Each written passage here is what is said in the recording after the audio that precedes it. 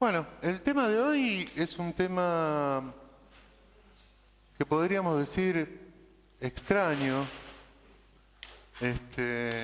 No se suele hablar de la muerte y entre otros motivos de que no se suele, por el cual no se suele hablar de la muerte es porque hay poco para hablar de la muerte. Es algo que está presente todo el tiempo en la vida de los seres humanos, pero claramente de la muerte sabemos muy poco. O sea, siempre está el chiste, ¿no? De nadie volvió a contar y todas esas cosas. A ver, si puedo. Normalmente, cuando se toca el tema de la muerte, sobre todo cuando lo tocan psicólogos, en el caso nuestro psicoanalistas, el tema central pasa a ser el duelo.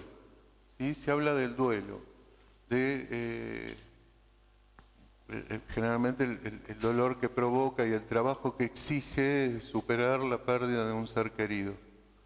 Y sí, obviamente, el duelo está directamente relacionado con una pérdida que muchas veces, y sobre todo son las pérdidas más fuertes, tienen que ver con la pérdida de seres queridos, ¿no? Pero en el duelo lo central es la pérdida y no la muerte en sí misma. Uno puede perder alguna otra cosa, como por ejemplo ser víctima de un robo, y ahí también tienen que hacer un duelo. Lo que pasa es que, bueno, a eso no le damos mucha importancia, digamos, a la hora de hablar de duelo. Hoy no era el tema el duelo. Hoy el tema central es la muerte. No se trata de la pérdida, sino de cómo podemos acceder a cierto saber sobre la muerte. Parece una obviedad si yo preguntara cuál es el principio del final de la vida. Cualquiera de nosotros podría contestar el nacimiento, la muerte.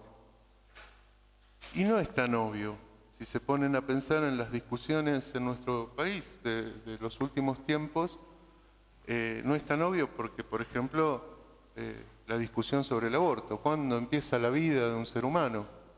Y también, aunque por ahí no fue tan discutido, el tema, aunque sí fue discutido, el tema de la ablación de órganos para donación. O sea, ¿cuándo se declara, bueno, después se va a encargar María de declararnos esto, pero ¿cuándo se declara a una persona fallecida, muerta? Porque sabemos que, bueno, hay una obviedad, los órganos tienen que estar vivos para poder ser trasplantados. Para el psicoanálisis, para complicar las cosas, en el psicoanálisis no tenemos una muerte, tenemos dos. ¿Sí? Nosotros generalmente hacemos todo por dos, más complicado. Porque realmente como psicoanalistas, con la primer muerte, con la que estaba hablando antes, con la muerte del cuerpo, con la muerte física, la muerte biológica, los psicoanalistas no tenemos mucha relación, casi nada podríamos decir. La segunda, esa es la muerte biológica. La muerte que nos interesa como psicoanalistas es la muerte en el significante. También podríamos decir por el significante. El significante, para decirlo mal, pero que se entienda un poco, es el hecho de que nosotros somos seres hablantes y en eso nos diferenciamos de todo el resto de los animales. Compartimos con los animales lo biológico, pero no compartimos esto que hace cultura, que es la posibilidad de hablar. Y nosotros, al hablar, perdemos la parte biológica. O sea, eso queda oculto detrás del habla. Nos vamos a referir a lo biológico, pero no vamos a estar en relación con lo biológico. Esto puede ser también muy discutido porque hay como corrientes naturistas, ¿no? que apuntan a lo biológico, pero la verdad es que nosotros, a los seres humanos, a los seres hablantes, nos resulta imposible vivir en la naturaleza. Nosotros hacemos cultura, en cualquier lugar que vayamos, vamos haciendo cultura. De hecho, hay una preocupación, digamos, en la ciencia de todos los tiempos, que es encontrar algo que se conoce así popularmente como el eslabón perdido, ¿no? O sea, dónde el ser humano dejó de ser un animal y pasó a ser un ser humano, ¿no? O sea, ubicar si fue el primero que fabricó una herramienta, el primero que manejó el fuego, ¿no? Bueno, hay teorías, de eso se encarga Sebastián, yo sé poco de eso.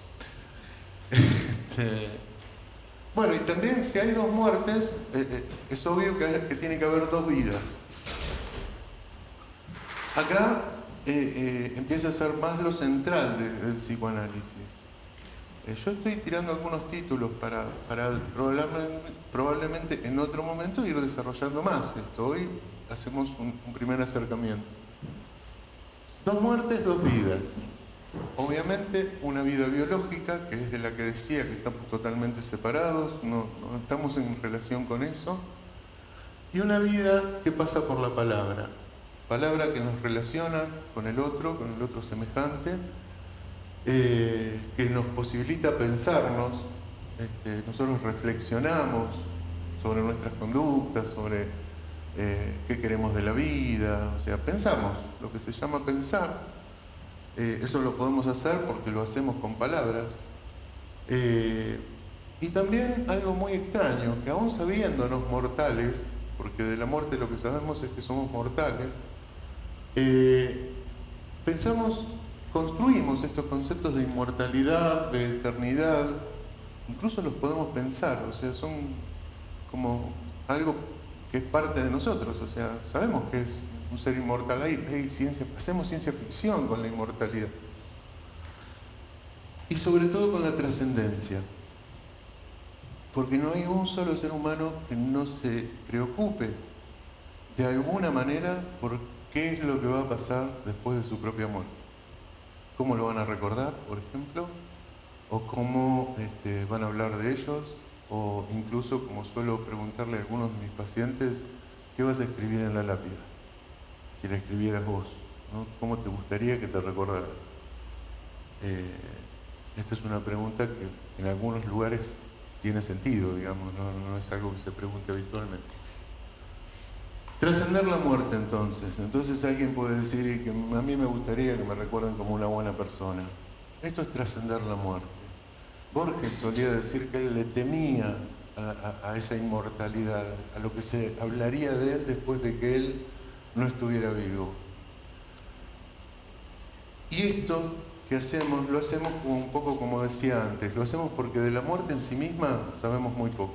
Entonces construimos dos personajes. Por un lado Sade, el Marqués de Sade, que frente a la idea de la trascendencia se horrorizaba y él pretendía que no quedara ningún rastro de él, que no se supiera dónde estaba su tumba, que no hubiera lápida, que nada hablara de él después de su muerte.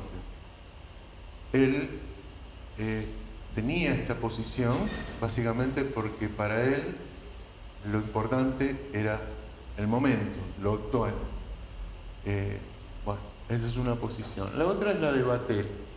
Vatel es un personaje que yo me encontré que todavía no termino de entender si es un personaje literario o si es una persona que vivió efectivamente, pero de la que se cuenta que era un mayordomo que en un momento su jefe, un conde, le encarga preparar unas fiestas. Esta fiesta iba a durar un par de semanas, ¿no? Con toda la corte y demás. Entonces él, bueno, tenía como una fama de hacer muy bien este trabajo, se encarga, digamos, la comida que se iba a necesitar y sobre todo en esa época, por el 1600, sobre todo pescado. El pescado obviamente en esa época tenía que ser pescado fresco, no había otra posibilidad. Y se ve que no hubo buena pesca en ese momento, que de las 12 canastas que él esperaba de pescado le llegan 2 nada más. Y él siente que se arruina la fiesta porque no puede servir lo que pretendía servir, ¿no? Frente a esto, él se siente mal, se siente angustiado, no soporta el haber fallado y se suicida en la cocina. Uno diría, bueno, qué raro esto, ¿no? Bueno, pero a eso se lo conoce, o por lo menos cada vez que se hace referencia a esa historia de este hombre, se lo conoce como una muerte por honor. Él no soportaba haber fallado. Entonces pongo como tema siguiente vivir con honor. No hay muertes por honor, o sea, lo que se vive con honor. Él muere por haber perdido su honor. Y uno vive con honor cuando, primero porque tenemos la posibilidad de representarnos a la muerte como el final de nuestra vida. Entonces empezamos a pensar a partir de ahí, todos lo hacemos, empezamos a pensar a partir de ahí, bueno, ¿de qué manera vivo para que mi vida tenga algún valor? Dos cosas pueden pasar a partir de eso. Que la vida se convierta en un bien tan preciado, ¿no? Y pongamos tanta energía en conservarla que no la vivamos, ¿no? Esa es una de las posibilidades. Esto es muy propio, por ejemplo, en las neurosis obsesivas, doctor. Donde donde siempre queda todo para después, porque después se va a hacer mejor, después voy a tener más tiempo, ¿no? Por ejemplo.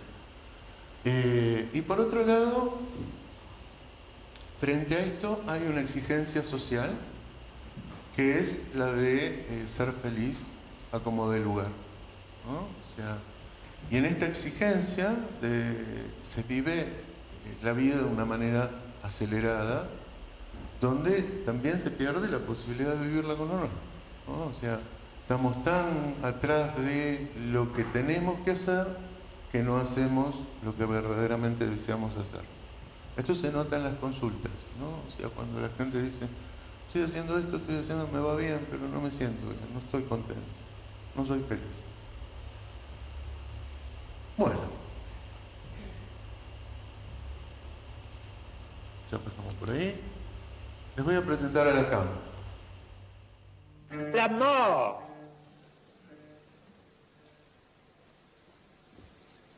est du domaine de la foi. Vous avez bien raison de croire que vous allez mourir, bien sûr.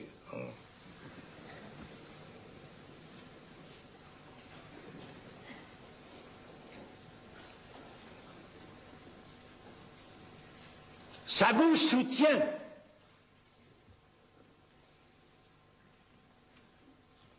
Si vous n'y croyez pas, est-ce que vous pourriez supporter la vie que vous avez?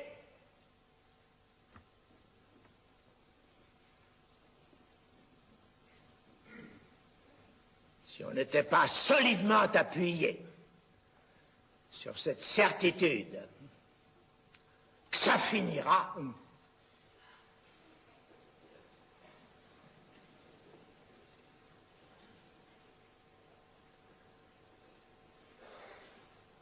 comment est-ce que vous pourriez supporter cette histoire?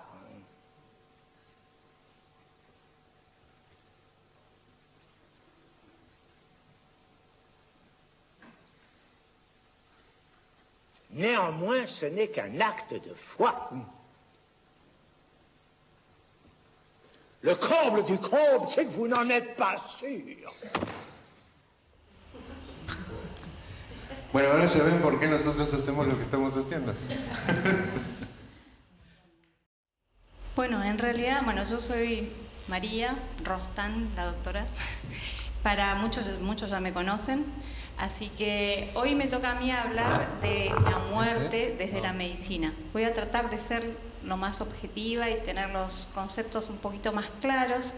Sé que a veces a algunas personas por ahí le puede tocar en algún tema en particular o le puede impresionar, pero en realidad lo que voy a tocar es la muerte desde el punto de vista biológico. como es en sí, como lo tratamos en la medicina habitualmente y como estamos en contacto continuamente, tenemos que tener justamente conceptos claros para determinar la muerte de una persona, aunque es muy difícil, aunque sigue siendo muy difícil, como decía él, todavía determinar eso, y los conceptos y los criterios fueron cambiando con la época. Después quizás el antropólogo Sebastián podrá contarnos algunas cosas. Pero yo voy a hablar, que en realidad para aflojar un poquitito lo que viene después quizás, es hablar, se pasa con que en realidad, para ser un poco simplistas, podemos decir que la muerte, como dijo, es el final de la vida. Y está con nosotros desde el origen mismo de la vida. Es como, nos sigue a todos como una sombra. Yo me lo imagino como una sombra, pero no estamos pensando todo el tiempo en esa sombra que tenemos al lado, como que es la muerte. A veces también pienso que tenemos como un cronómetro marcado. Hay una película que todos tenemos un cronómetro marcado diciendo el tiempo de vida que cada uno tiene y que nuestro ADN va a decir hasta acá, o no, digamos. Entonces, el hombre desde sus orígenes, el ser humano, siempre ha tratado de explicar, digamos, la realidad y los acontecimientos trascendentales que tienen un lugar en esa realidad. Es decir, siempre trataron de investigar y estudiar y ver qué pasaba con la vida misma, con la muerte y con la enfermedad. Perdón. Es así que desde la prehistoria tenemos ya registros de los inicios de la medicina, con, digamos, donde los hombres de la prehistoria ya utilizaban la medicina, las hierbas medicinales, utilizaban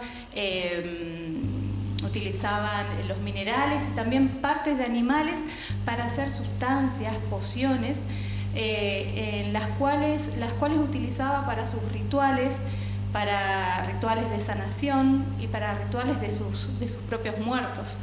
También hay antecedentes en la prehistoria de pinturas rupestres donde donde estos hombres hacían rituales con sus muertos, los pintaban completamente y a veces los ataban de pies y manos en sus rituales de sus muertos hacia el más allá. Es así que, digamos, la medicina ya desde sus inicios, perdón que no sé, acá, desde sus inicios ya la medicina nace. Yo siempre pienso que la medicina nació para conjurar a la muerte. Es decir, siempre somos como soldaditos que estamos luchando continuamente contra la muerte, investigando, buscando, tratando de ver qué fue lo que pasó en cada instante, en cada acontecimiento. Y es así que nacieron los chamanes, los magos, los espiritualistas, los sacerdotes, los animistas, los brujos, los adivinos.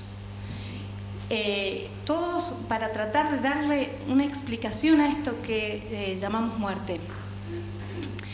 Y hay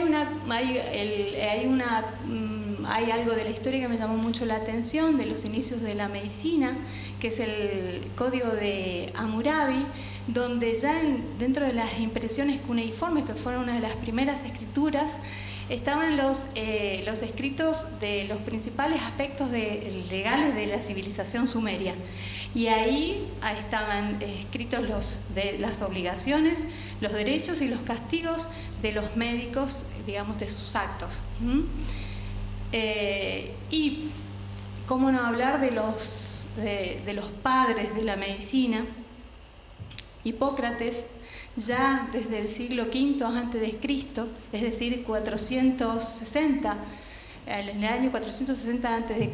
en Grecia, ya empezaba no solo a filosofar, también a investigar a las enfermedades, aunque algunos filósofos decían que Hipócrates era un meditador de la muerte, porque en ese momento no se permitía hacer las necropsias o, digamos, las autopsias de los cuerpos para seguir investigando. Pero bueno, es uno de los padres de la medicina que marcó un hito y un camino para los médicos. Y otro es en Uzbekistán, Avicena, que es otro de los padres de la medicina, Ibn Sina, en 980 después de Cristo, que fue uno de los médicos más importantes también, que tiene un texto de 15 tomos, digamos, y fue un creador de la traqueostomía, él fue uno de los primeros en diagnosticar el absceso esofrénico, las infecciones pulmonares, la mediastinitis, la hidroterapia y muchas cosas más, a pesar de que después con los años, digamos, hubo mucha discusión y mucha controversia con respecto al Tratado de Avicena, que es un tratado muy conocido en medicina. Y es más, a mí tengo un libro que a mí me gustó mucho, que es en realidad una novela que se llama El médico, escrito por Noah Gordon, que en realidad es una novela histórica y donde cuenta un poco sobre un muchacho británico de la época de Avicena que quiere estudiar medicina. Entonces hace toda una travesía hasta llegar a Persia y poder estudiar medicina, y cuenta parte de la historia de Avicena, que es, la verdad, es muy linda. Y la escritura de Noah Gordon es muy linda, así que me gustaría que, si a alguien le interesa, lo recomiendo. Bueno, en esto de la lucha, como decía yo, de la medicina contra la muerte, de cierta forma, podemos notar que no solamente de la medicina, depende de la medicina, sino también de los aspectos socioeconómicos, pero podemos decir que la expectativa de vida de la gente ha mejorado muchísimo, digamos. En la Argentina la expectativa de vida es más de 75 años. En los lugares que tienen más expectativa de vida son, por ejemplo, Canadá, Australia, Japón, Finlandia, Groenlandia. Pero en definitiva, esto en los tiempos de Avicena ni se pensaba que podía pasar, digamos, nadie se imaginaba que podía llegar a tener 70 años. Ahora sí. Pero por definición, en realidad, tenemos que llegar al momento de la fatalidad, digamos, al momento de la muerte. ¿Y cómo la podemos definir desde la medicina? Que también lo podemos decir que hay muchas formas de llamar: deceso, defunción, fallecimiento, óbito, expiración, cesación, fenecimiento. Igual, de todas formas, sigue siendo la muerte, que es un efecto terminal, en realidad, que resulta en la extinción del proceso homeostático en un ser vivo, y con ello el fin de la vida. Homeostático es que existe un desequilibrio entre los diferentes órganos, una pérdida de estabilidad en los diferentes órganos, y eso genera un caos a nivel celular, y la célula deja de funcionar, deja de sintetizar más células y el organismo se muere. Y esto puede producirse por causas naturales: la vejez, la enfermedad, un desastre natural. También puede ser inducida, un suicidio, homicidio, eutanasia, accidente o un desastre medioambiental. Si bien el proceso de fallecimiento está definido en alguna de sus fases, desde el punto de vista neurofisiológico, bioquímico y médico, todavía no está bien comprendido desde el punto de vista termodinámico y neurológico. No se sabe exactamente. Termodinámico es desde el punto de vista físico. Y la muerte se puede definir como un evento resultante, es decir, de la incapacidad orgánica de sostener esta homeostasis que decíamos anteriormente, dada la degradación del ADN contenido en cada núcleo celular de nuestro cuerpo, Es decir, que la réplica de las células se hace cada vez más costosa hasta que claudica, deja de sintetizarse. ¿Qué pasó con la muerte y cómo lo vamos definiendo? A medida que va pasando el tiempo, van entrando nuevas, no sé si definiciones, llamarlo definiciones, sino nuevas formas de poner un punto final a esto de la vida. En el siglo XX, la muerte se definía como el cese de la actividad cardíaca, es decir, la ausencia de pulso, ausencia de los reflejos y de la respiración. Pero esto se vio que, dado que hubieron algunas situaciones particulares, como por ejemplo pacientes ahogados en lagos muy fríos, donde hubo cese de la actividad cardíaca, pero no de la actividad cerebral. Entonces, con la reanimación pudieron volver a la vida. Entonces, hubo todo un replanteo del paro cardiorrespiratorio que hasta el 2000, en un certificado de función, se ponía como causa de muerte, como causa paro cardiorrespiratorio, traumático o no traumático, estaba así la definición. Pero ahora ya no, digamos. Posteriormente, dados, digamos, los avances tecnológicos y el mejor conocimiento de la actividad del cerebro, la muerte pasó a definirse como la ausencia de la actividad bioeléctrica en el cerebro, verificable por un electroencefalograma. Después esto también quedó inconcluso porque se veía que había en algunas personas actividad eléctrica o bioeléctrica, entonces que toda la actividad bioeléctrica no era lo más y adecuado definir como muerte cuando faltaba la actividad bioeléctrica del cerebro. Entonces se pasó a redefinir. Entonces se pasó a redefinir y a decir que la muerte era, digamos, cuando cesaba la actividad encefálica, es decir, la actividad del cerebro y del tronco cerebral, que son los que dominan toda la función respiratoria y la cardíaca, y algunos reflejos. Entonces, ya no solamente era el cerebro, sino era el cerebro y el tronco cerebral, que después continúa la médula espinal y el resto del sistema nervioso. Entonces, la muerte encefálica se produce en aquella persona, incluso si permanece con actividad cardíaca y ventilatoria, pero esto es gracias al soporte artificial en una unidad de cuidados intensivos, es decir, un respirador y drogas, tras el cese de la actividad vital de todo el cerebro, incluido el tallo cerebral, que es la estructura más baja del encéfalo, encargado de la mayoría de las funciones vitales. Este proceso se puede instaurar con la parada cardiorrespiratoria. La irreversibilidad también es clara cuando se pierde la totalidad de las funciones del cerebro. No se trata, pues, solo de un estado de coma. Y para definirlos hay puntos claros para el diagnóstico de muerte encefálica. Tiene que haber ausencia de respuesta cerebral con pérdida absoluta de la conciencia, ausencia de respiración espontánea, las pupilas persistentemente dilatadas, ausencia de los reflejos pupilares a la luz, ausencia de reflejo corneano, óculo-vestibulares, de laríngeo nauseoso y tusígeno. Esto siempre y cuando no existan condiciones reversibles que lo puedan provocar, como por ejemplo alteraciones tóxicas exógenas, como algunos venenos que pueden generar esto y después con el tratamiento son reversibles, alteraciones metabólicas reversibles también, medicamentos o sustancias depresoras del sistema nervioso central y la hipotermia.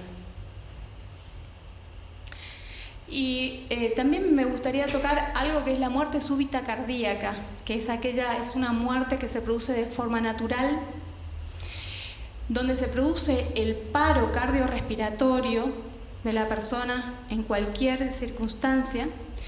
En el 80% de los casos en las personas mayores de 30 años son de causa cardiovascular, ya sea coronaria o arrítmica. Y en las personas menores de 30 años generalmente tienen alteraciones genéticas hereditarias, como ser la miocardiopatía hipertrófica, algunas enfermedades arritmogénicas. Y esto, ¿qué pasa? Una persona, quiero llegar a esto, que la persona que tiene una muerte súbita puede ser asistida en el momento, que son los menos en realidad, porque la asistencia tiene que ser dentro de los primeros 4 minutos para tratar de lograr la indemnidad del cerebro, porque una vez que se produce la parada cardiorrespiratoria, evidentemente afecta, el flujo sanguíneo afecta las neuronas, las células cerebrales, y genera, digamos, lesiones que en muchos de los casos pueden ser irreversibles. Se puede producir, si se produce la reanimación dentro de los 4 o 15 minutos de la muerte clínica o parada cardíaca, si se produce la reanimación en ese momento, puede haber, digamos, respuesta, se puede llegar a hacer reversible la lesión cerebral, pero se puede llegar a producir se puede iniciar la muerte biológica, digamos, o la muerte real del paciente, que es aquella donde los órganos empiezan a fallar, empiezan a haber alteraciones por falta de riego sanguíneo, puede haber alteraciones hepáticas, alteraciones renales, afectaciones de la coagulación. Pero si el paciente, digamos, se reanima antes de los 4 minutos, puede sobrevivir. Eso pasa habitualmente en algunos hospitales donde se producen alguna muerte súbita y podemos acudir en el momento, digamos. Si a pesar de la reanimación, digamos, si después de la reanimación el corazón del paciente responde con latidos, pero existe muerte cerebral o no hay signos neurológicos o signos de paro neurológico, el paciente también es declarado muerto o en muerte cerebral. Entonces, la muerte no es un misterio, digamos, para quien... Esto es un filósofo que se denomina Mario Bunge, que a mí me interesó lo que dijo, que él dice que la muerte no es un misterio para quien sepa algo de biología. La muerte no asusta a un ateo porque sabe que nada podrá ocurrirle después de muerto. Lo único que podrá asustarle es una muerte lenta y dolorosa, pero la muerte asistida nos libera de ese dolor. Muchas gracias.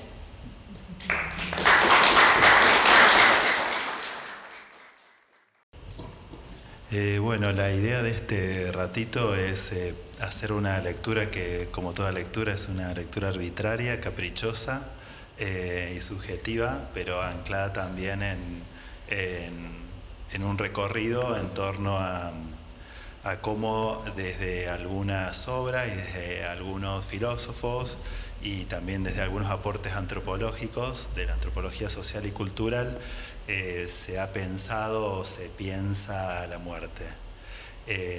No van a encontrar imágenes. Acá nosotros en filosofía trabajamos mucho con texto, así que es mucho texto lo que traje para compartir. Ahí está. Y es un texto largo, ¿no? Pero vamos a empezar con una lectura para poder ir hilando hacia donde quiero ir. Es un planteo que hace George Simmel, que es un filósofo alemán de principios del siglo XX, filósofo y sociólogo alemán, y lo que hay aquí es una idea que me interesaría después de desarrollar. Voy a leerlo. Dice: y si, como yo creo, la muerte habita desde un principio en el devenir de la vida, esto también implica una superación de la vida sobre sí misma. Desde su centro, la vida se extiende hacia lo absoluto de la vida y avanza en la dirección de más vida, pero también se extiende hacia la nada. La profunda relación que se ha percibido entre nacimiento y muerte, como si existiera entre ambos, como catástrofe de la vida, una familiaridad formal, encuentra aquí su pilar metafísico. Ambos acontecimientos se arraigan en la vida subjetiva y la trascienden, al mismo tiempo, hacia arriba y hacia abajo. La vida, sobrepasándose, no es, sin embargo, concebible sin ellos. Acrecentarse sobre sí misma en el desarrollo y en la reproducción, hundirse debajo de sí misma en la senectud y en la muerte postrera, no son añadidos a la vida, sino que semejante anulación y desbordamiento de los límites de la existencia individual es la vida misma. Para la filosofía, sobre todo para la filosofía moderna, la muerte es el otro de la vida, digamos, no podemos pensar la vida sin la muerte, digamos, constituye una relación de alteridad entre una y otra, pero al mismo tiempo, cuando uno ve las prácticas culturales y la manera de nombrar de los sistemas religiosos, esta experiencia de la articulación entre la vida y la muerte, se encuentra con palabras que no nombran ese estado siguiente o ese estado último, sino que nombran una relación, ¿no? Como transición, como paso, como Pascua, como viaje, como camino, o sea, camino sin retorno. Las palabras que usamos, las categorías que empleamos en distintas sociedades, hablan de un anudamiento entre la vida y la muerte, en el que la idea que nosotros sabemos, a veces manejamos en nuestra vida cotidiana de la muerte como una otra cosa, en realidad de lo que nos habla la cultura y la manera en la que pensamos de que la muerte está más presente en nuestra vida de lo que nosotros nos gustaría experimentar o hacernos cargo, ¿no? Y una cuestión importante que está marcando Simmel en este raconto que hace es que cuando hablamos de la muerte se trata, claro está, del límite y de la experiencia subjetiva de ese límite, pero sobre todo del límite a la conciencia. En la analogía entre nacimiento y muerte no están referidos solamente a la dimensión temporal de nuestra vida, a que ambas representan los límites de la existencia biológica, sino a la relación que existe entre ambas es que no poseemos un registro consciente sobre ellas.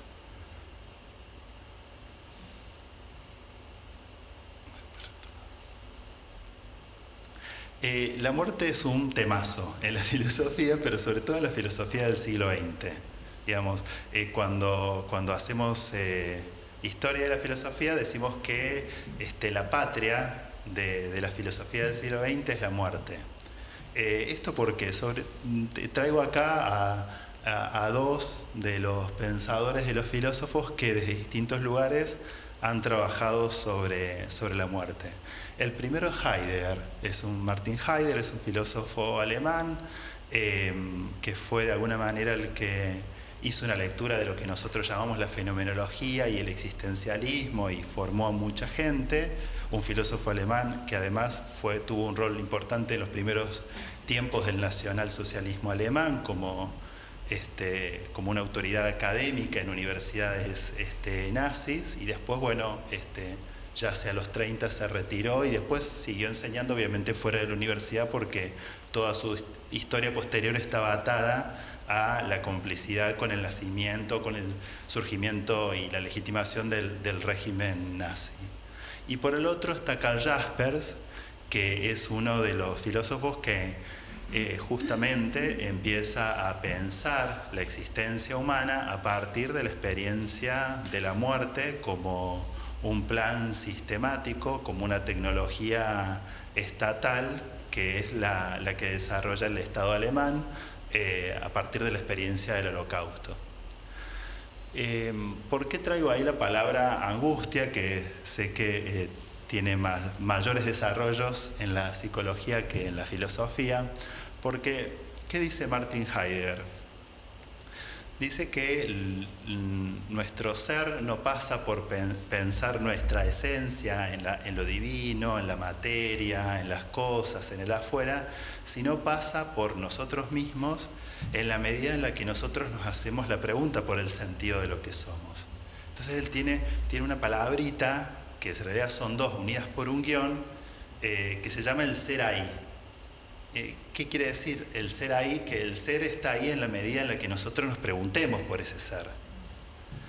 Ahora, ¿cuándo es que nosotros nos preguntamos por ese ser? Cuando afrontamos que la muerte es nuestro destino, cuando vemos a la muerte como un proyecto ineluctable, como un proyecto que no podemos elegir.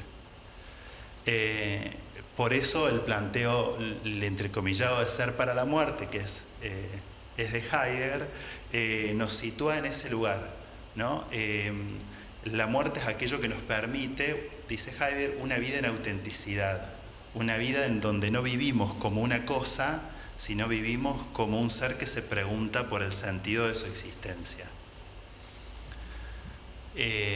Ahora, ¿qué nos sucede frente a eso? Experimentamos la angustia. Experimentamos la angustia, y la palabra que utiliza Heidegger para hablar de angustia en alemán es una palabra que quiere decir también estar al borde del abismo. Abismo en el sentido de no tener piso. Sentir que uno está al borde, sentir que uno no tiene soportes. Justamente es esa experiencia la que permite desarrollar una vida auténtica y no una vida para el afuera, dice. Por otro lado, Karl Jasper lo que plantea es que el sentido de la vida aparece a partir de la experiencia y de la reflexión posterior de esa experiencia de situaciones límite.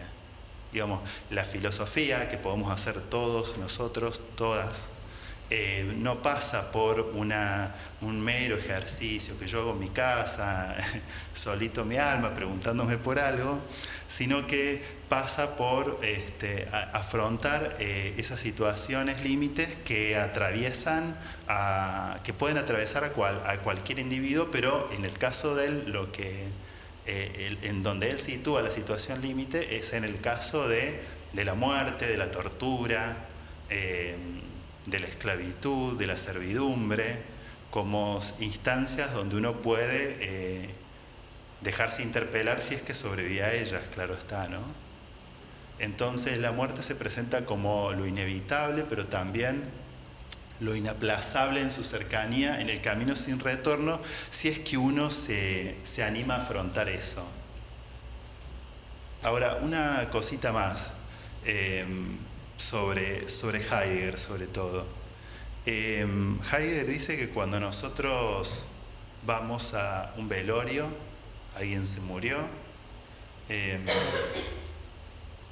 y vamos a su principal deudo, ¿no? Y le brindamos nuestro consuelo, lo que estamos haciendo allí es experimentar, por un lado, la satisfacción de que nosotros efectivamente sobrevivimos, pero al mismo tiempo, dice Heidegger, estamos con ese ritual, con esa práctica cultural, estamos obturando la posibilidad de hacernos la pregunta por la propia muerte.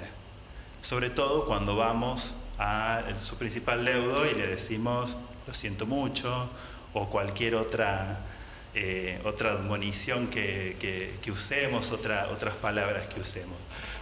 ¿Por qué obtura? Él dice, la cultura ahí lo que hace es que no nos dejemos enfrentar, no nos enfrentemos a la muerte, a la posibilidad de la muerte, con todos los riesgos que eso implica, con la angustia que produce. Entonces evitamos esa angustia a partir de esa práctica ritual. Entonces la cultura, desde su punto de vista, la práctica cultural, la práctica ritual en torno a la muerte, aparece ahí como un obturador de estas posibilidades que nos brinda la muerte del otro. La experiencia y la reflexión filosófica posterior al desarrollo y al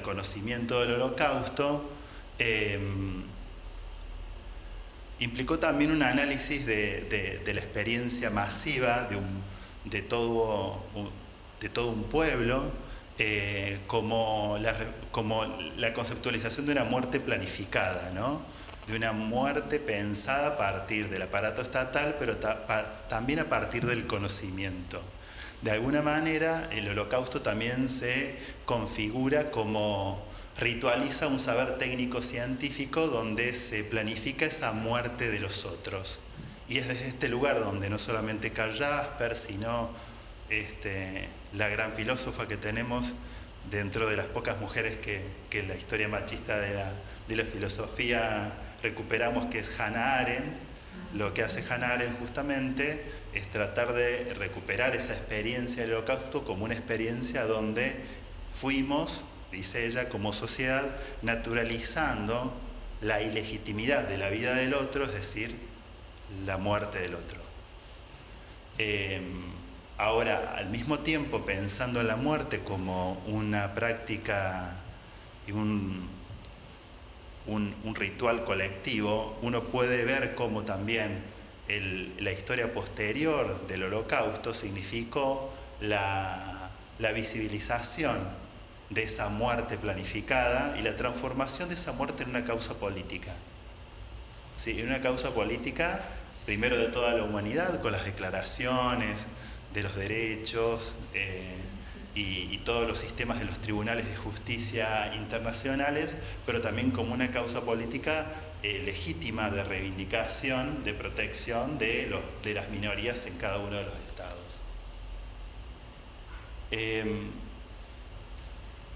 Ahora me gustaría que leamos, ahora este es más cortito, un texto un extracto de un texto de Emmanuel Levinas. Emmanuel Levinas es de alguna manera un discípulo disidente de Heidegger, pero sobre todo un discípulo de otros pensadores de los que nosotros llamamos la filosofía de la alteridad. Es un pensador judío y discute con Heidegger lo que nos sucede en torno a la muerte del otro. Dice: lo que se denomina con un término un poco sofisticado amor es por excelencia el hecho de que la muerte del otro me afecta más que la mía. El amor al otro es la emoción de la muerte del otro. Es mi aceptación del otro y no la angustia de la muerte que me espera, lo que es referencia de la muerte. Encontramos la muerte en el rostro del otro. Digamos, lo que hace Emmanuel Levinas es invertir decimos el solipsismo, el individualismo de Heidegger, ¿no? Para Heidegger, la pregunta por nuestra vida en torno a la muerte, ¿no? Que decimos que son dos caras de la misma moneda, pasa por uno mismo. Entonces, hasta tengo que abstenerme de la cultura porque la cultura me evita que yo me haga la pregunta, que yo me anime a atravesar lo que significaría la muerte. En cambio, para Levinas, la muerte se hace presente justamente en el amor, porque el amor es la emoción que me provoca la posibilidad de la ausencia del otro.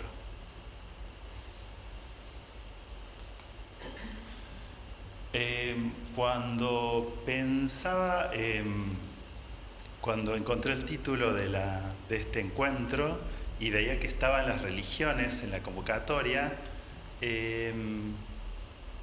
me preguntaba por qué las religiones. Digo, ¿por qué necesitamos recurrir a las religiones, que no es lo mismo que fe, que era la palabra que utilizaba Lacan recién? ¿Por qué necesitaríamos, por qué si hablamos de la muerte necesitaríamos un saber propio de las religiones? Claro, tenemos una idea, seamos creyentes o no seamos creyentes, una idea más o menos instalada de que la religión sería como primero una parte de la vida, ¿no? Como una dimensión separada. Y segundo, a veces tenemos la idea de que la religión tiene más que ver o tiene solo que ver con aquello que denominamos divino y con la muerte, ¿no? Vamos a decir así como el de dónde venimos y hacia dónde vamos. Es cierto y estamos de acuerdo en eso, en esa conceptualización de la religión, pero la religión es mucho más que eso.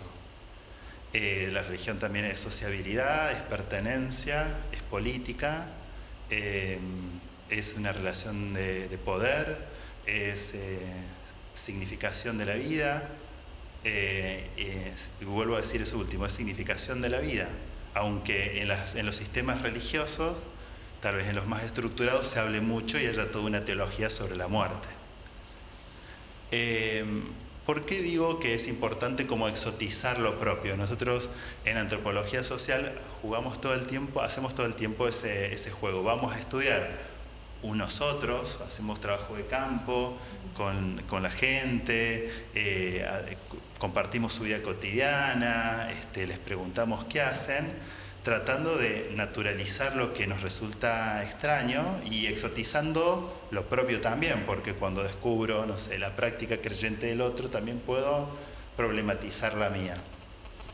Ahora, también es necesario problematizar esta idea que nosotros tenemos, que a veces compartimos, de que la religión es aquello que, primero es aquello que me vincula con lo trascendente solamente, incluyendo ahí a los muertos.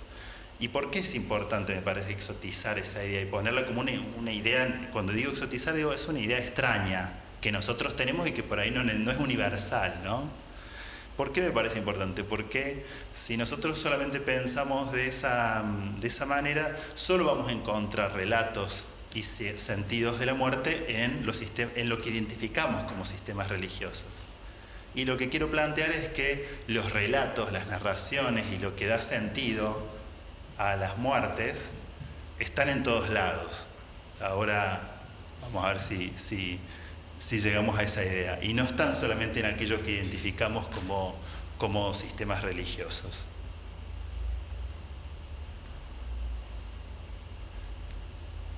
Desde el punto de vista de la antropología, el trabajo que hace la cultura es tratar de asumir, integrar, ubicar en algún lugar la experiencia de la muerte.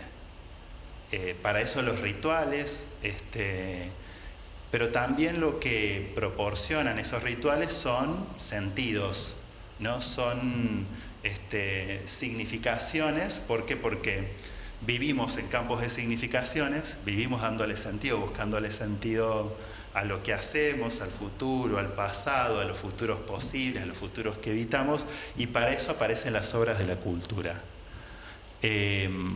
Ahora, dialogando un poco con lo que planteaba recién María, para la antropología la muerte nunca se nos presenta como un hecho biológico nudo, ¿no? Y en eso, bueno, somos varias disciplinas las que lo pensamos también de la misma manera. Pero sobre todo porque entendemos a la muerte también como una creación cultural. Y uno dice, ¿pero qué creación cultural hay en torno a la muerte? Bueno, mencionabas nada más y nada menos que el arte rupestre. Nosotros podemos ir a las sierras de Córdoba, que son hermosas, de paso hacemos la publicidad. Podemos ir a las sierras de Córdoba y encontrarnos con simbolizaciones y relatos únicos, singulares, que no se encuentran en otros pueblos, sobre la vida y sobre la muerte. Y de alguna manera, si nosotros lo pensamos de esa manera, tal vez choca o alteramos un poquito la idea de la muerte como cese o como defunción, y no estoy hablando de la medicina específicamente, sino que estoy hablando de la manera en la que pensamos a nuestro cuerpo, porque lo que instala la muerte es la disolución de nuestro cuerpo. Ahora, ¿cómo pensamos esa disolución? Y bueno, la pensamos justamente como el cese del cuerpo-máquina, ¿no? La máquina que deja de funcionar. Las metáforas que tenemos para pensar nuestro cuerpo se revelan en torno a cómo pensamos la muerte.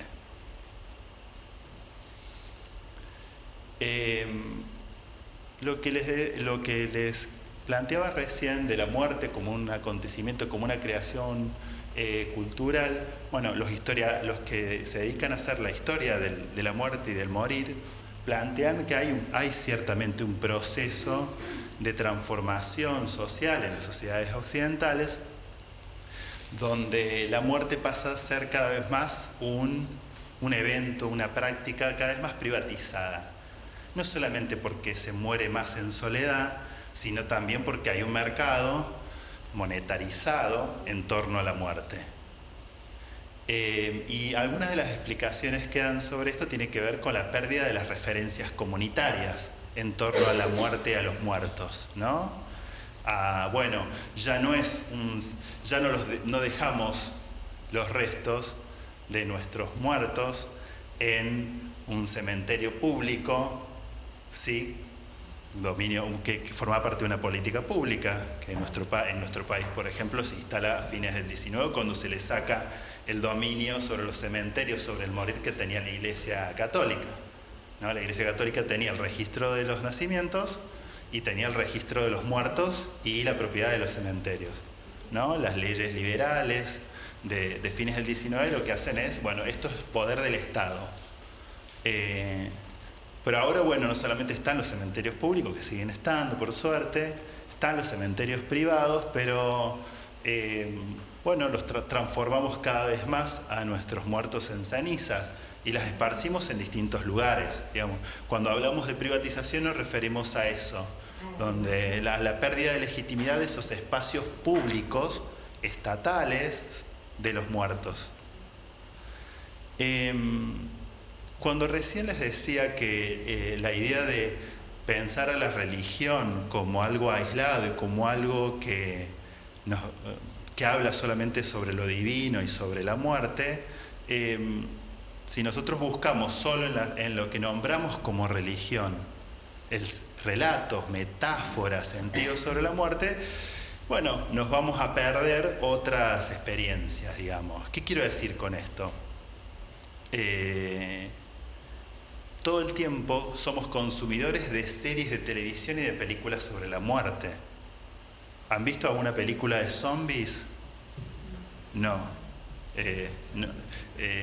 ¿Los muertos que caminan? ¿Sí? ¿Les suena haberlos visto en alguna publicidad? Bueno, esa categoría, las películas de zombies, son en sí una marca, digamos, un cuasi género, no solamente en Hollywood, en distintas industrias cinematográficas, que producen sistemáticamente relatos sobre la muerte. Uno, bueno, se puede poner a discutir, bueno, no están tan muertos, están todavía caminando y está bien. ¿Cómo? Con sus cuerpos todos dañados, pero con sus cuerpos, no están conscientes, y bueno, pero identifican ruidos, identifican estímulos, digamos, ¿no? Perciben estímulos y se mueven en función de eso. Digo, hay, más allá de que coincidamos con la idea de que la muerte está cada vez más privatizada y hay una pérdida de referencias comunitarias, hay relatos y hay significaciones sobre la muerte que no pasan necesariamente por esas experiencias que hemos vivido en otro tiempo o solamente por los sistemas que denominamos religiosos. Y lo último que en realidad podría ser lo primero porque esto es histórico, quería nombrar una caracterización que hace un filósofo francés del siglo XX, que se llama Michel Foucault, sobre la transformación de las estructuras de poder a partir del análisis de la relación entre muerte y Estado. Y lo voy a decir como muy sintéticamente para tratar de quedarnos con esta idea, ¿no? de ayudar a pensar la muerte más allá de la muerte propia, digamos, y pensarla como un fenómeno social, cultural y político. Foucault dice que entre el siglo XVIII y el siglo XIX hubo un cambio en los países europeos fundamental en torno a cómo pensamos la soberanía, cómo pensamos el poder. Y dice lo siguiente: hasta el siglo XVIII el poder estaba en manos del soberano. Y el soberano, ¿cuál era el poder que tenía? El poder de hacer morir o dejar vivir. Ahí esta primera está mal, es una disyunción. Es el poder de hacer morir o dejar vivir. ¿Qué quiere decir eso?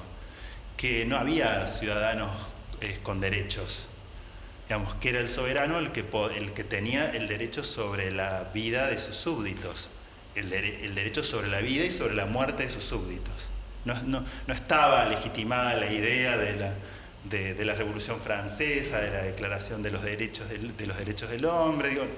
Digamos, el tirano que decide, ¿dónde está su poder? La eficacia de su poder está en decidir sobre la vida y la muerte.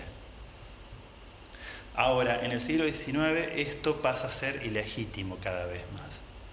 Un Estado que tiene la capacidad de hacer morir arbitrariamente es un Estado ilegítimo, no se sostiene por sí mismo. Entonces, ¿dónde está la legitimidad del poder? Está en hacer vivir y dejar morir.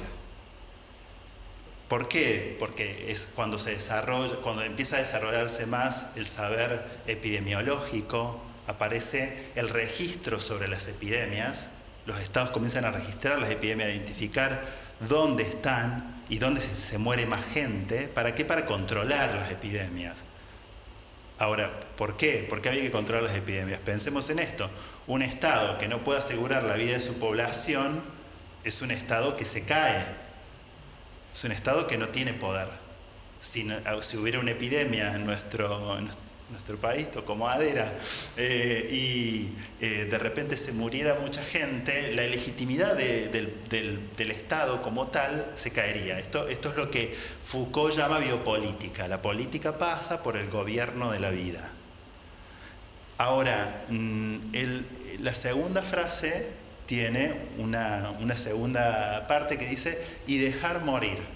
Y esto es fundamental, porque es lo que a Foucault le permite explicar, vuelvo a lo mismo, el Holocausto, lo que él llama el racismo de Estado. El Estado alemán hace vivir a su propio pueblo, pero deja morir y lo hace sistemáticamente al resto, como maquinaria de vida y de muerte al mismo tiempo. No es solamente una maquinaria de muerte, es una maquinaria de vida de unos y la muerte de otros. Entonces me parecía importante dejar como que instalada la idea que podamos pensar la idea de la muerte también como un hecho que atañe a las relaciones de poder y que no tiene que ver solamente con lo que a mí me pasa en torno a eso, que también está.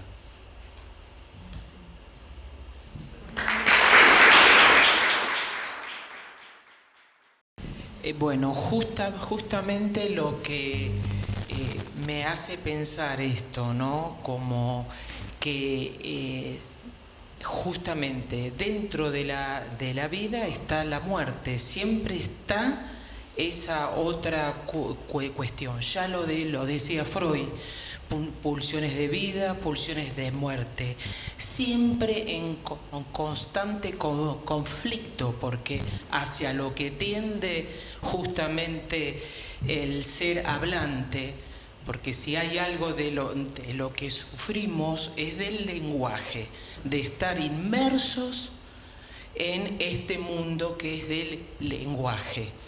Por lo cual en el inconsciente no hay representación de la muerte ni de la sexualidad. Por eso, si bien el sujeto de lo que justamente padece es cuando tiende hacia una homeostasis, pero siempre está esta cuestión de displacer, que para Freud eran las pulsiones, justamente pulsiones de muerte, y para Lacan luego lo denomina goce. Este displacer por lo que justamente un sujeto consulta. Y en esto que vos decías, esto de hacer morir o dejar vivir, justamente lo que el psicoanálisis propone es poder a través de la palabra tener una vida más vivible, sin tanto sufrimiento.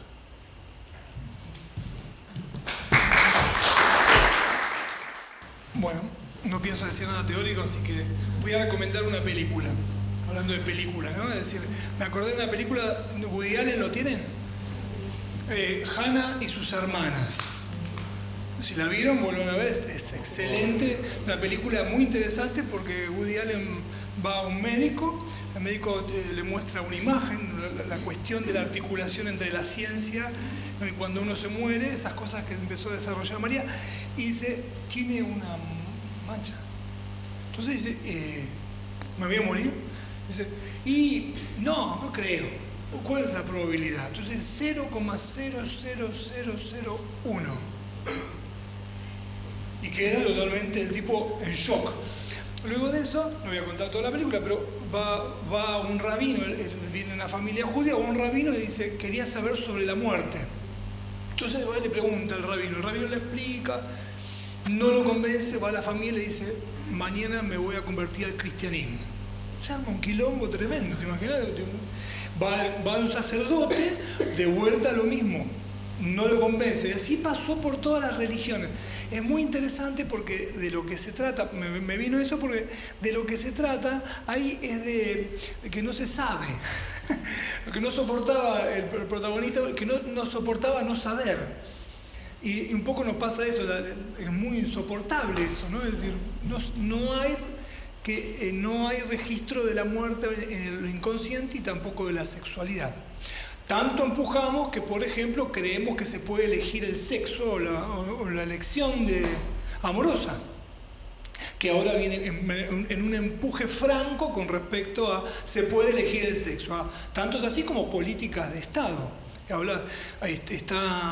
Creo que fue Australia era, que en un grupo de estudio nos mandaron un video donde Australia proponía el Día de la Diversidad, entonces los profesores hombres se vestían de mujeres, las mujeres se vestían de hombres, entonces los chicos también, y ¿qué vas a hacer vos cuando seas grande? Nena, varón, y toda esa historia donde uno, digamos, que está todo fantástico, que uno sea lo que sea y demás, pero como si eso fuera una elección. Eso cuestiona completamente la idea que no hay una inscripción, porque si hubiera una inscripción ya podría elegir. ¿Se entiende? Es decir, para que algo se elija tiene que inscribirse. No hay. ¿Se comprende lo que quiero decir? Toda la gente me va a venir a insultar y a hacer... No, pero es así. De la misma forma el movimiento, que puede ser uno pensado, el movimiento más político que tiene que ver con el idioma inclusivo, que también podemos pensarlo, si algo se puede introducir a partir de una voluntad, como si el lenguaje y la lengua no tuvieran una vida propia, o que no sé cómo se desarrollaría en uno. Entonces, me parece interesante. Quería proponer la película porque me parece que también la relación de la muerte con el arte está muy bien, digamos, va muy bien, es mucho más... uno se puede reír un poco más, en vez de tantas cuestiones, ¿no? Pero me pareció interesante. Así que agradecemos a todos por el esfuerzo para hablar de la muerte, que no se puede, pero bueno, y invitarlos para la próxima, que va a ser antes de que vayamos a los comentarios, las preguntas. Saben que no sabemos de la muerte, así que pueden comentar simplemente, ¿no? Bueno, me parece bien, parece mal. Pero digo, el 29 vamos a hablar con Ricardo de un tema interesante, muy interesante para mí, y tiene que ver con el cuerpo y los afectos. ¿Sí? Es decir, cuál es no diría para el psicoanálisis, cuál es el afecto que no miente, la angustia. Y todo el desarrollo de la afectividad en lo humano. Entonces, bueno, eso 29 de mes que viene, que va a ser de junio, 29 de junio, o sea, vamos a comer los ravioles después, los gnocchi. Así que bueno, el 29 nos vemos a la misma hora y demás. ¿Alguien quiere hacer algún comentario o algo? Les paso la palabra.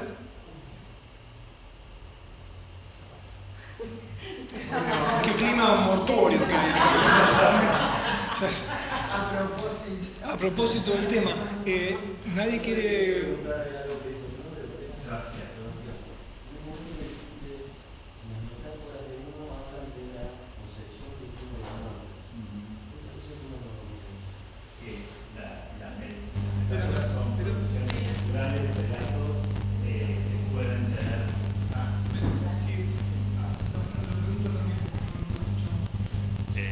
¿Querés repetir la pregunta? Sí. Las metáforas de uno hablarían de la concepción que esa persona tiene de la muerte. Sí, por ahí no tanto en términos individuales, pero es que para dotar de sentido a esto que no sabemos cómo darle sentido, que no tiene inscripción, que no sabemos cómo darle sentido, nos proveemos, digamos, ¿no?, de distintos relatos, de metáforas, de imágenes y de simbolizaciones sobre eso. Si nosotros pensamos en las imágenes predominantes que se nos vienen a nosotros cuando pensamos en la muerte, bueno, esas imágenes nos revelan el lugar en el que la estamos poniendo, digamos, ¿no? Si, bueno, se me viene todo negro, ¿no? Bueno, hay una representación pictórica, estética, en la que nosotros estamos ubicando. Y bueno, por ahí hay otras sociedades, otras culturas donde el negro no aparece como un representante de la muerte. Pero lo que digo es que eso está en los sistemas religiosos y está en Harry Potter, la representación del oscuro, ¿no?, sin rostro, con su hoz, ¿no? Digo, esas imágenes están disponibles más allá de donde tradicionalmente las hemos buscado, que siguen estando, digamos, allí, pero digo, de donde tradicionalmente nuestras sociedades las han buscado, que es en los sistemas religiosos institucionalizados. Sí. Respecto a eso, me acordé de algo que dice un psicoanalista contemporáneo, se llama Lorán, que dice que el esfuerzo, por ejemplo, de la literatura con respecto a producir el sistema de valores y un relato que, como se ve en lo actual, lo que antes hacía la religión no está pudiendo hacer, es decir, hay algo con respecto a lo orientativo que se pierde, que nosotros llamamos que el nombre del padre está como medio reviando, ¿no es cierto? Por eso tengo todo este lío mundial, entre otras cosas. Pero digo, aparece algo en Tolkien, por ejemplo, con todo lo que es la trilogía, lo deben haber o leído o haber visto, el tema de El Señor de los Anillos. Y también, por ejemplo, en las crónicas me sale de la hernia, pero de la Narnia, crónicas de Narnia, donde también hay todo un sistema de valores y un relato donde aparece cómo sería, entonces, y cuando uno trasciende a la adultez y todo, digamos, uno puede encontrar ahí cuestiones que se desplazan, como decía muy bien Sebastián, digamos, en relación a esta cosa que hay otros relatos, y más ahora que está desregulado, no hay uno solo, que antes era más. Esto era así, y que el padre era lo que el padre miraba nada más, entonces de la misma manera se empieza como a ver estas cuestiones desreguladas, y aparecen estos relatos como una forma de proveer, no sé si alguna suplencia, vamos a decirlo así. Pero bueno, ¿alguien más quiere comentar algo, preguntar? ¿Tantos relatos no producen angustia? Porque ya hay muchos relatos. Esto es buena, ¿qué opinas? Esto es sacarme encima de la pregunta, ¿sabes? Porque era más fácil la bajada del indio. Sí, también, por ejemplo, googlear lo que uno tiene, por ejemplo, te dieron, va uno a hacerse un análisis, uno se dice, a ver, voy a ver qué es lo primero que ve, el informe, que aparece antes del al médico, una cosa insólita. Entonces, ¿cómo se orienta? Con los valores. Valores que, ¿este valor qué pasó? Está como Woody Allen, ¿viste? Y ahí googleamos, ¿qué es esto? no googleamos la fuente tampoco, digamos, googleamos, entonces ahí puede aparecer, algunos se sienten identificados, pero puede aparecer Información sin filtro. claro, información sin la fuente, sin nada, y eso sí, claro, angustia. Digamos, estamos en una época donde la angustia, vamos a hablar la vez que viene, de ella entre otras cosas, pero donde ahí aparece fuertemente, que va más allá de la angustia a la muerte. Sí. Pensaba en esto de la bajada de línea. Lo que pasa es que ahí entra la decisión subjetiva. Uno decide más lo que tiene que ver con su propio deseo y no con lo que fue escuchando durante toda su vida, que es lo que en cierto modo es lo que uno escucha en la clínica. Esos significantes que por lo general te han marcado de una manera defectuosa o sufriente. Entonces lo que uno hace justamente es poder saber algo de lo que es más íntimo a ese sujeto, lo que te concierne, y no tanto la bajada de línea, pero es una decisión.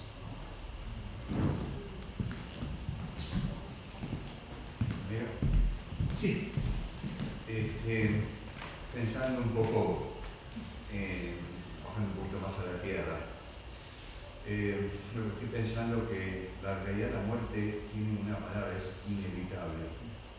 Y dado que es inevitable, el camino hacia ella debe transitarse de una manera que, con todas estas variables que hemos visto, ¿no?